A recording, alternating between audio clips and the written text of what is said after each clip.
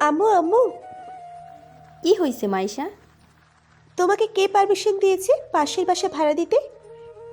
মানে? তুমি ওটা ভাড়া দিয়েছো কেন? তাতে কি হয়েছে?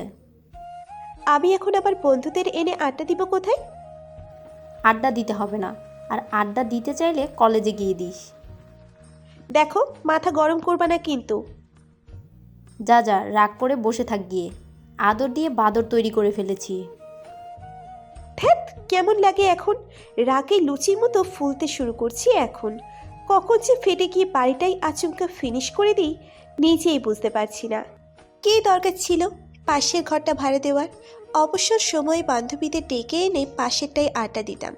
আর এখন ওখানে নতুন মানুষগুলো থাকবে, আমি আর আড্ডা দিতে পারবো না। ভাবতেই কান্না পাচ্ছে এখন। পাশে বললে ভুল হবে, সেই বাসাটা এই বাসার সামনে, মানে মুখোমুখি। দুইটা বাসাই আমার আব্বুর, দুটোই ছাদওয়ালা বিশিষ্ট একতলা বাসা। ওটা সম্ভবত ভাড়া দেওয়ার জন্যই আব্বু তৈরি করেছিল, কিন্তু ভাড়াটিয়ার অভাব হওয়ার জন্য আমি আড্ডা দেওয়ার জন্য ওটা দখল করে নিই। তবে আজ সকালে ওই ঘরটায় নতুন ভাড়াটিয়া এসে জুটেছে। আমার সব কিছু মাটি হয়ে গেল। কী যে করি এখন? এখন বন্ধুদের ডেকে এনে আর আড্ডা দিতে পারবো না। এখন শুধু কলেজে গিয়ে আড্ডা, নয়তো বাসায় চুপ করে রিমোট হাতে টিভির সামনে বসে থাকা। আর আজকে শুক্রবার, বেলা 12টা বাজে। 11টার সময় ঘুম থেকে উঠেছি, ফ্রেশ হয়ে খাওয়া শেষ করে ছাদে এসে দেখি ওই বাসায় মানুষ। তাই আমার আর বোঝার বাকি রইল না ওনারা আসলে কে। রাতে কত প্ল্যান করে রাখছি, আজ আমার বান্ধবীদের ডাকবো, নতুন নতুন আইটেমের খাবার বানাবো, তারপর খাবো আর হই হুল্লোড় করবো। কিন্তু আব্বু এভাবে আমার প্ল্যানে পানি ঢালবে আগে ভাবিনি। এখন আবার সব বান্ধবীদেরকে ফোন করে বলবো, এই তোরা আসিস না, আর কখনো আমার বাড়িতে আড্ডা হবে না। ওদের এগুলো বলতেও এখন লজ্জা করবে আমার। এইসব ভাবতে ভাবতে আমি রুমে গিয়ে চুপচাপ বসে বসে টিভি দেখতে গেলাম। কিছুক্ষণ বসে থাকার পর রুমে আমার আর মন টিকল না, তাই আম্মুকে জানিয়ে আমি আমার বন্ধু রোনার বাসায় চলে গেলাম। ওই বাসার দিকে আমি আর তাকাইও নি। কে না কে আসছে আমি দেখে কি করব, যত সব। যাই হোক, এবার আমার পরিচয়টা দেওয়া যাক। নামটা তো প্রথমে আপনাদের আম্মুই বলে দিয়েছে। আমার নাম হচ্ছে মাইশা, আর আমি এবার ডিগ্রি ফার্স্ট ইয়ারে পড়াশুনো করি। যাই হোক, অনেক আলাপ পরিচয় হলো, এবার গল্পে ফেরা যাক। তো আমি চলে গেলাম রোনার বাসায়। সেখানে আমি আর রোনা জমিয়ে আড্ডা দিলাম। উফ, রোনার আম্মু ছেসাত করে বিরিয়ানি রান্না করে, শুধু খেতেই মন চায়। দুপুরের খাবারটা রোনার সাথে ওর বাসায় শেষ করলাম। অতপর আমি 3:45 রওনা দিলাম নিজের বাসার দিকে। এরপর রিক্সা করে আমার বাসা পর্যন্ত আসলাম। তারপর গুটি গুটি পায়ে বাসার দিকে যেতে লাগলাম। আমার বাসায় যেতে আগে সামনের বাসার নিচ দিয়ে আসতে হয়, আর সেটার নিচে আসা মাত্রই ঝপাত করে, আপনারা হয়তো ভাবছেন আমি পড়ে গেছি, একদমই না। কোনো বাদর যেন উপর থেকে সাবান লাগানো পানি ফেলে দিয়েছে, আর তার পুরোটাই আমার উপর ফেলছে। একেবারে গোসল করিয়ে দিয়েছে আমাকে। কয়েক টন রাগ নিয়ে উপরে তাকালাম, দেখি এক বচ্চার ছেলে আমার দিকে তাকিয়ে হরিপদ ব্যান্ডওয়ালার ছবির হরিপদর মতো করে হাসছে। তা দেখে আমার রাগে গা গজগজ করতে লাগলো। তো আমি নিচে থেকেই তাকে বলা শুরু করলাম, ওই চারানার হরিপদ, এটা কি করলি? জি, কাকে বলছেন? আই ছেড়ে ন্যাকা ষষ্ঠী এখন কিছুই বোঝে না। জল ফেললি কেন আমার উপর? আমি আপনার উপর কখন জল ফেললাম? আমি তো নিচে ওই পিচ্ছি পিচ্ছি চারা গাছগুলোকে বাঁচানোর জন্য ওদের উপর জল ফেললাম, কিন্তু কোথা থেকে যেন আপনি নিচে এসে পড়লেন, তাই আর কি। জলটা আপনাকে চোখে দেখলো। দেখ, এখন কিন্তু আমার ঝগড়া করার মোট নাই, ফাজিল কোথাকার। তোর সাথে কথা বলাই আমার ভুল হয়েছে। যান যান, ভাগেন। এরপর আমার সামনে আসলে ঝগড়া করার মুড নিয়ে আসবেন, তাহলে দেখবেন পরে অনেক মুড পাবেন। যত সব। আমি ওখানে আর এক মুহূর্ত দাঁড়িয়ে না থেকে এক দৌড়ে আমার বাসায় এসে বাথরুমে চলে গেলাম। এরপর আমি গোসল সেরে এসে ড্রয়িং রুমে বসে পড়লাম মুখ ভরা রাগ নিয়ে। আর ঠিক তখনই আম্মু চলে আসলো পাকা ধানে মই দিতে। কি হয়েছে রে মাইশা? এত রেগে আছিস কেন? চুপ করবে তুমি, না হলে কিন্তু সব ভেঙে দিব। আচ্ছা করলাম। কোথা থেকে যে মেয়ের এত রাগ আসে একমাত্র ওই জানে। টানা ৩৫ মিনিট বসে থাকলাম ওখানে। একটুও এদিক ওদিক নড়াচড়া করিনি আমি। এতক্ষণ পর আমার মাথাটা একটু ঠান্ডা হলো, তাই ভাবলাম একটু ছাদে যাওয়া যাক। বিকেল হয়েছে, ঠান্ডা বাতাস তো থাকবেই ছাদে, তাই আমি ওখানে যাওয়ার কথা ভাবলাম। যেই ভাবা সেই কাজ। অতপর আমি ছাদের দিকে পা বাড়ালাম। ছাদে আগে থেকেই একটা চেয়ার দেওয়া আছে আমার জন্য। আমি গিয়ে শুধু ওই চেয়ারটায় বসে থাকি, তাই আজও গিয়ে বসলাম চেয়ারটায়। কিন্তু পাশের ছাদে চোখ যেতেই আবার মাথাটা মরিচের মতো জ্বলে উঠল। দেখলাম সেই বেয়াদব ছেলেটা আমার সামনে বিপরীত ছাদে দাঁড়িয়ে আছে। তবুও আবার আমার দিকে তাকিয়ে ওর সাহসের প্রশংসা করতেই হয়। আবার দেখি ওর হাতে একটা গিটার। তাই আমি ছেলেটাকে বললাম, এই এখানে কি করেন? আর আমার দিকে এভাবে তাকিয়েছেন কেন? মেয়ে দেখলে তাকিয়ে থাকতে ইচ্ছে করে, তাই না? আপনাকে কে বলল আমি আপনার দিকে তাকিয়ে আছি? দেখেই বোঝা যায়। আন্টি আন্টি দেখেন, আপনার মেয়ে আমার দিকে নির্লজ্জের মতো তাকিয়ে আছে। আরে এই চুপ চুপ, ফাজিল কোথাকার! কি বলছেন এগুলো? ঠিকই বলছি। আমি আপনার দিকে তাকালাম কখন? আমার দিকে না তাকালে বুঝলেন কেমনে আমি আপনার দিকে তাকিয়ে আছি? আমি মনে মনে বললাম, এখন তো নিচেই ফেসে গেলাম। কি হলো কচুপুরি, কি বিড়বিড় করেন? কি? আমি কচুপুরি? একদম। আর একবার বললে না জুতা খুলে মারবো। আমার সুন্দর একটা নাম আছে, সেটা হলো মাইশা। এমন সুন্দর নাম শুনে তো কুত্তাও জ্ঞান হারাইব। আপনার সমস্যা কি? আমি তো কোনো সমস্যা দেখছি না। তাহলে আমার সাথে এভাবে ঝগড়া করেন কেন? আপনি তো আগে শুরু করেছেন মিস কচুপুরি। আবার? Sorry sorry. হ্যাঁ, এলাকার সব পোলাপাইন আমার সাথে ভাব জমানোর চেষ্টা করে, আর আপনি কিনা ঝগড়া করেন? কি ভাবেন নিজেকে? হ্যাঁ, আপনি আবার নিজেকে কি ভাবেন? চেহারা সুন্দর বলে কি সব পোলাপাইন আপনার দাস হবে? ছেলেটার এরকম কথা শুনে আমি মনে মনে বললাম, এই রে, আবার ঠকে গেলাম। ছেলেটা তো খুব শয়তান, যে কোনো সময় আমাকে ফেলুদা বানায় দিবে। এখন কেটে পড়াই উত্তম কাজ হবে। কি হলো? Shut up! আমি এই বলেই ছাদ থেকে চলে আসলাম। রুমে এসে ভাবতে লাগলাম কি করা যায়। আমার পক্ষে ছেলেটা মোটেও সুবিধার না। যত তাড়াতাড়ি এদের এখান থেকে তাড়ানোর ব্যবস্থা করতে হবে। অতপর আমি আম্মুকে ডাক দিলাম, আম্মু, আম্মু! কি মা? পাশের বাসার ভাড়াটিয়াদের বদলিয়ে অন্য ভাড়াটিয়া আনো। পারবো না রে, 4 মাসের এন্ট্রি করে নিয়েছে। 4 মাসের আগে কিছুই করতে পারবো না। এই না হলে আমার আম্মু, তোমাকে তো এখন চুমু দিতে ইচ্ছে করছে। থাক মা, দরকার নাই। দূর হও আমার চোখের সামনে থেকে। যত সব। আমি এখন কি করব? রাগে আমার চোখ দিয়ে টপ টপ করে পানি পড়তে লাগলো। আমার তো এখন চিৎকার করে কাঁদতে ইচ্ছে করছে। ওহ গড, এ কোন ঝামেলায় ফেললা আমাকে! রাতে পড়াশুনো শেষ করে খেয়ে নিয়ে শুয়ে পড়লাম। সকালে উঠে ফ্রেশ হয়ে খাওয়া শেষ করে কলেজে চলে গেলাম। বিকেলবেলা ড্রয়িং রুমে বসে হেডফোন লাগিয়ে গান শুনতেছি, আর তখনই দেখি ওই পাশের পাজি ছেলেটা এসে হাজির। আর কি যেন বক বক করছে, হেডফোনের জন্য শুনতে পারিনি, তাই হেডফোন সরালাম কান থেকে। তারপর আমি ওকে জিজ্ঞাসা করলাম, কি হয়েছে, এভাবে বকবক করছেন কেন? কখন থেকে ডাকছি, শুনতে পাচ্ছেন? শুনতে পেলে তো উত্তর পেতেন নিশ্চয়ই। বয়রা কোথাকার, কানে শুনে না? ওই হ্যালো, ভদ্রতা বজায় রেখে কথা বলবেন, নয়তো ভালো হবে না। এই, আমি আমার ভদ্রতার সীমার বাইরে গেলে কি করবেন? কথাটা বলার পর মেয়েটা একটা লাফ দিয়ে আমার কিছুটা সামনে আসলো। উফ, কেন এসেছেন বলেন? আপনার আম্মুকে একটু ডেকে দিন প্লিজ। যেতে পারবো না এখন, মা রান্নাঘরে আছে, আপনি গিয়ে কথা বলে আমাকে উদ্ধার করুন। দেখি দেখি দড়ি কই। এরপর মেয়েটা আমার খুব কাছে আসলো আর বলল, এই কি করছেন, দূরে যান। আপনি তো উদ্ধার করতে বললেন, ভাবলাম কেউ আপনাকে বেঁধে রেখেছে। ওহ গড, আমারে উঠাইয়া নাও। এখনো আপনার সময় হয়নি তো। আপনার বিয়ে হবে, বাচ্চা কাচ্চা হবে, নানি হবেন, আর চুলের কেশগুলো যখন পেকে যাবে ঠিক তখনই গড আপনার ব্যাপারে ভাববেন।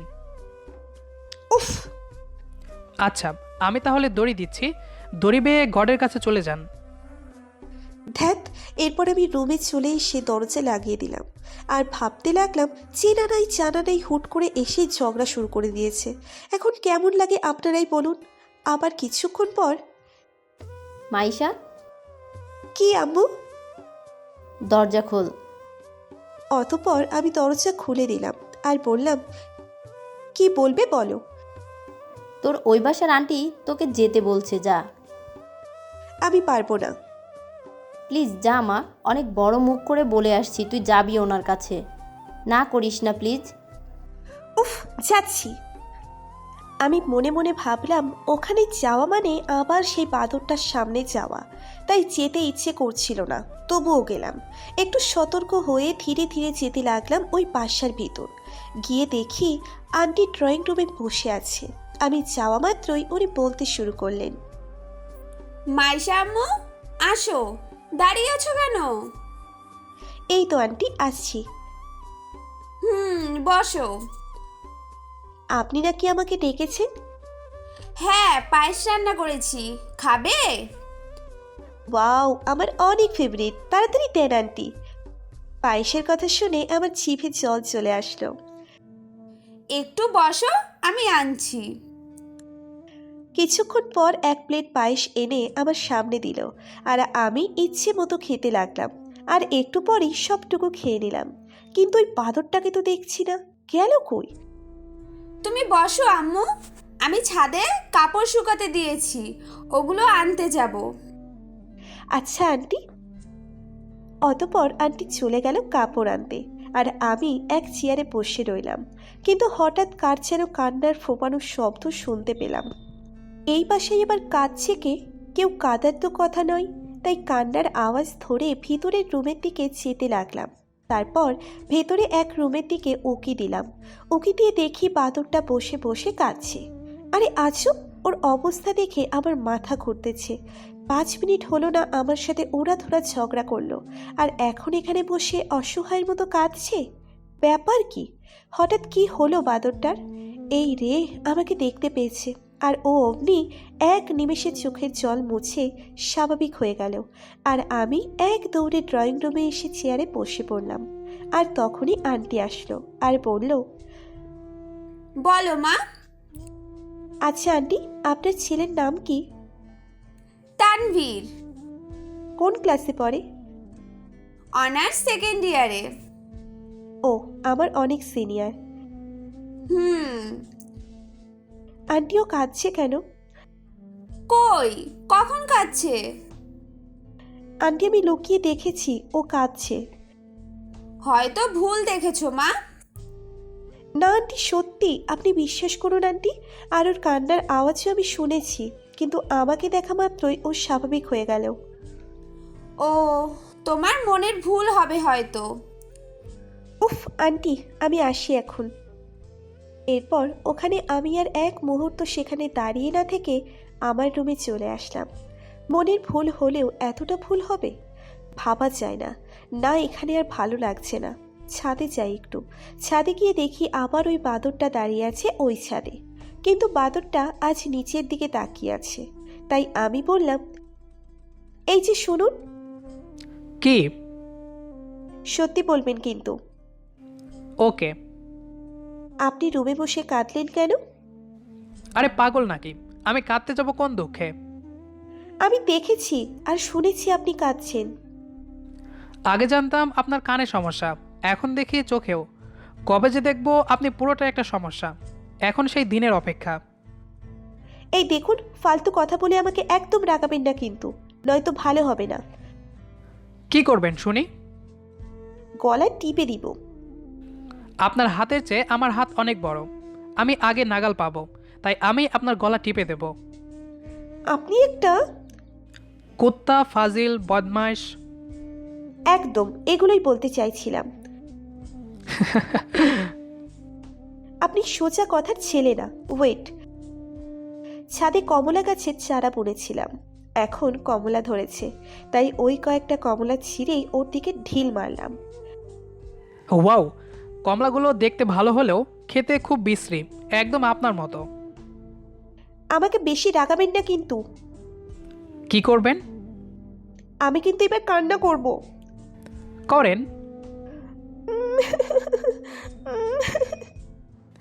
আরে আরে মাইশা, কি করছেন? সত্যি সত্যি কাঁদতেছে রে। আরে থামেন। না, থামবো না। কেন? আমি রেগে গেলে আমার কান্না কেউ থামাতে পারবে না। ওকে ওকে, কান্না করেন, আমি গেলাম।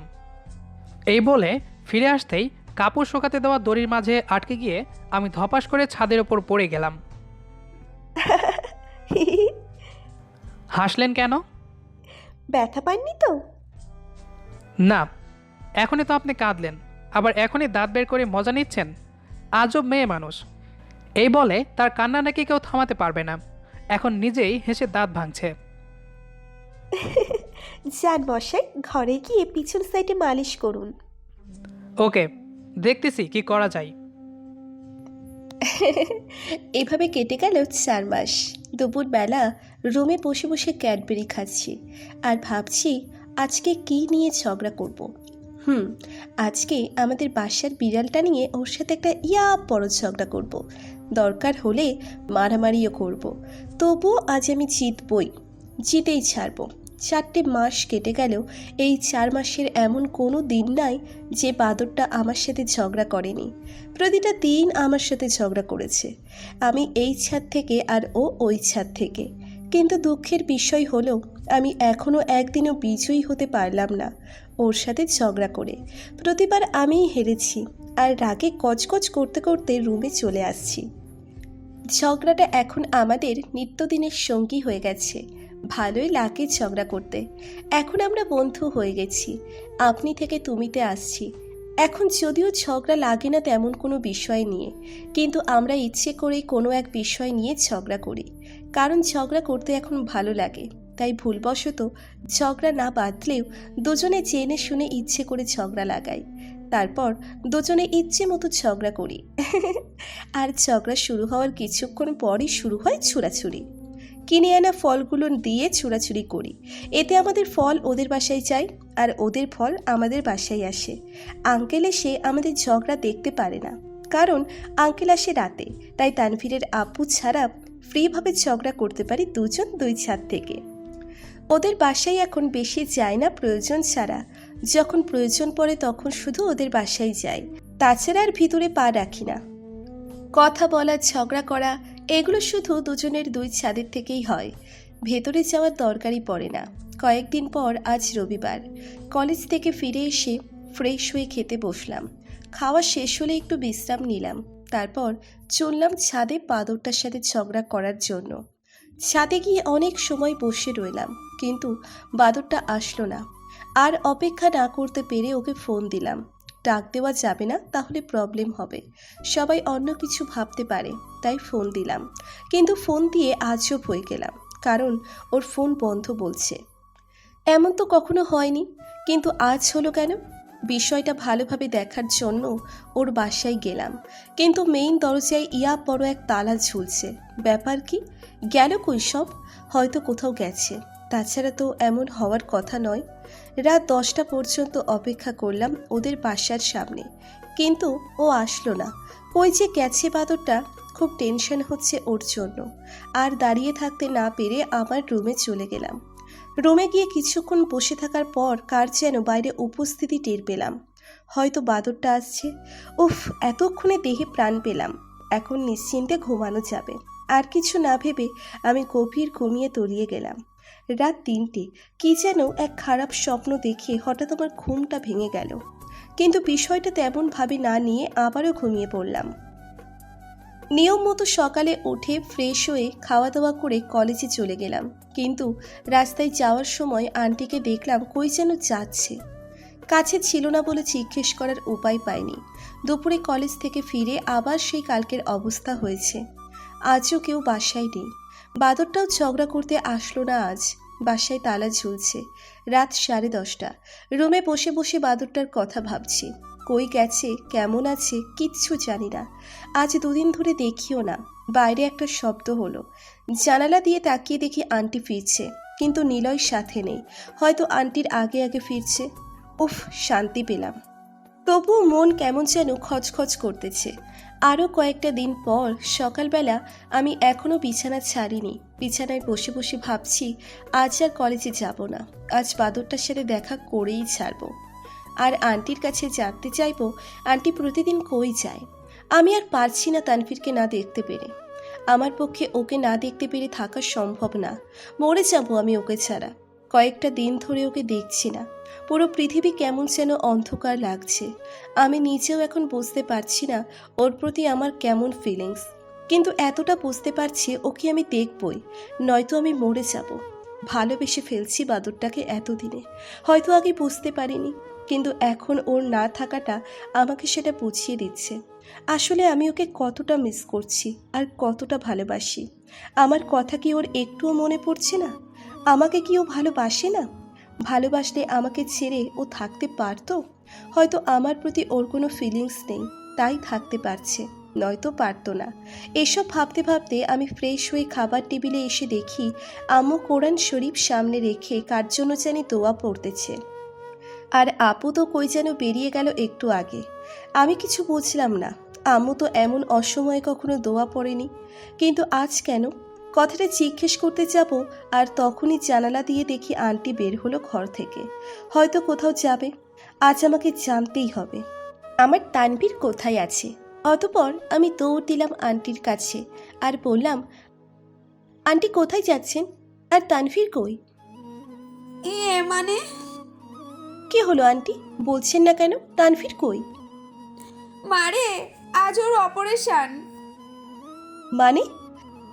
ওর ব্রেন টিউমার হয়েছে রে মা। অনেক আগে ডাক্তার 4 মাস সময় দিয়েছিল ওকে, এখন ওর সময় শেষ, তাই অপারেশনটা করিয়ে শেষ চেষ্টা করতেছি। দোয়া করিস মা, ও যেন ঠিক হয়ে যায়। ব্রেন টিউমার হলে সম্ভবত রোগীর জীবনের গ্যারান্টি থাকে না, যে কোনো সময় যা খুশি হয়ে যেতে পারে। কিন্তু কোন ভাগ্য করে ডাক্তার ওকে 4 মাস সময় দিয়েছিল কে জানে। কথাটা শোনার পর আমি সাথে সাথে মাটিতে লুটিয়ে পড়লাম। আমার আর তারপর কিছুই মনে নেই। জ্ঞান ফিরল কয়েক ঘন্টা পর। জ্ঞান ফিরে দেয়াল ঘড়িটার দিকে তাকিয়ে দেখি দুপুর 3টে বাজে। আমার পাশে শুধু আম্মু চুপ করে বসে আছে, আর কেউ নেই। আব্বু, আঙ্কেল, আন্টি হয়তো হাসপাতালে আছে। তানভীরের কথাটা ভাবতেই মনে হলো আমার চোখ দিয়ে অশ্রু না, রক্ত বের হচ্ছে। চিৎকার করে কাঁদতে লাগলাম বাদরটার জন্য। আমি কান্না করতে করতে আম্মুকে বললাম, ও আম্মু শোনো না, তুমি জানতে না ওর এমন হয়েছে? তোমরা সবাই জানতে ও সুস্থ না, বলছো না কেন আম্মু? আমিও তো জানি না, গতকাল রাতে তোর আন্টি বলল। আমাকে কেন বললে না তুমি? হ্যাঁ, তোকে কয়েকদিন ধরে অস্থির লাগছিল দেখেই বুঝতে পারছি তুই ওকে ভালোবাসিস, তাই আর তোকে বলিনি। আম্মু, ও আম্মু, বাদরটা ঠিক হবে তো? হ্যাঁ হবে, চিন্তা করিস না। কি আর করব, কিচ্ছু করার নেই। এত বড় একটা কথা এতদিন এর কিছুই জানতে পারিনি আমি। এখন আর কি করব? আল্লাহর কাছে ওর জীবনটা ভিক্ষা চাওয়া ছাড়া আর কিচ্ছু করার নাই আমার। আম্মুর মতো আমিও বসে বসে প্রার্থনা করতে লাগলাম যাতে ও সুস্থ হয়ে বাসায় ফেরে। সন্ধে 7টা, ঘরে বসে বসে কাঁদছি আর ওর কথা ভাবছি কি হতে চলেছে এরপর। হঠাৎ আমি অ্যাম্বুলেন্সের শব্দ শুনতে পেলাম বাইরে। বাদরটা কি আসছে? সুস্থ হলে তো মানুষ অ্যাম্বুলেন্সে আসে না, তাহলে কিছু হয়নি তোর? অতপর আমি দৌড়ে বাইরে চলে গেলাম। রাত 8টা। পরিস্থিতি এত নিষ্ঠুর হবে কখনো কল্পনা করিনি।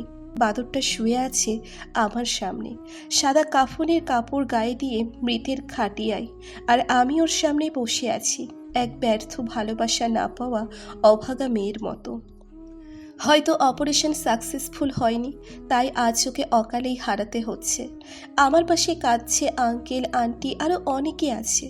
আস্তে করে বাদরটাকে ডাকলাম, তানভীর, এই তানভীর, শুনতে পাচ্ছ তুমি? এই দেখো, আমি আছি না, কিচ্ছু হয়নি তোমার, তুমি একদম ঠিক আছো। এই চুপ করে আছো কেন? আমার কিন্তু রাগ উঠতেছে, কথা বলবে না আমার সাথে? এই দেখো, রাগাবে না কিন্তু, এখন ঝগড়া করার মুড আছে কিন্তু, রাগলে সব চুল ছিঁড়ে দিব। উফ, এখনো এখনো চুপ করে আছো? এবার কিন্তু ঝগড়া করব, অনেক মুড আছে। আর তুমি কিন্তু বলছিলা তোমার সামনে আসলে ঝগড়া করার মুড নিয়ে আসতে, এখন কিন্তু তাই করেছি। এই ওঠো তো তাড়াতাড়ি, ছাদে যাব। এই কুত্তা, কথা বলছিস না কেন? ঝগড়া করবি না আমার সাথে? এই কথা বলছিস না কেন? এই দেখ, তোর সাথে ঝগড়া করার জন্য আসছি, ঝগড়া করবি না রে তুই? এই কমলা ছুঁড়ে মারবো কিন্তু, ওঠ তাড়াতাড়ি ওঠ বলছি। এবার কিন্তু বেশি রেগে যাচ্ছি আমি, কান্না করবো এইবার, তাড়াতাড়ি ওঠ বলছি। এভাবে একা রেখে চলে গেলি? একবারও ভাবলি না আমার কি হবে? আমি কি নিয়ে বাঁচবো? কার সাথে ঝগড়া করব? কে আমাকে কচুপুরি বলে ডাকবে? বলছিস না কেন এগুলো? কে করবে? এরপর রাত 10টায় কয়েকজন লোক এসে ওকে খাট শুদ্ধ কাঁধে নিল। হয়তো দাফন করার সময় হয়ে গেছে। আমি তো ওর পাশেই আছি, কোথাও যেতে দিব না ওকে। আমাকে কেন জানি কয়েকজন লোক ধরে রেখেছে, ছাড়ছে না, ওর কাছে যেতে দিবে না। যেখানেই নিয়ে যাও না কেন আমি ঠিকই চলে যাব ওর কাছে। তারপর দুজন মিলে ঝগড়া করব, হয়তো এরপর ওর সমাধি দিবে, আমি সেখানেই যাব। কিন্তু কই হবে ওর সমাধি? একদিন না একদিন আমি পেয়ে যাব ওর সমাধি। কিছু কিছু গল্পের আসলে সুখের সমাপ্তি ঘটে না, কিছু সমাপ্তি দুঃখেরও হয়। যাই হোক, আমাদের আজকের গল্পটি আপনার কাছে কেমন লেগেছে সেটি অবশ্যই কমেন্ট করে জানাবেন। দেখা হবে আবারও নতুন কোনো গল্প নিয়ে। সে পর্যন্ত আমাদের সাথেই থাকুন। ধন্যবাদ সবাইকে।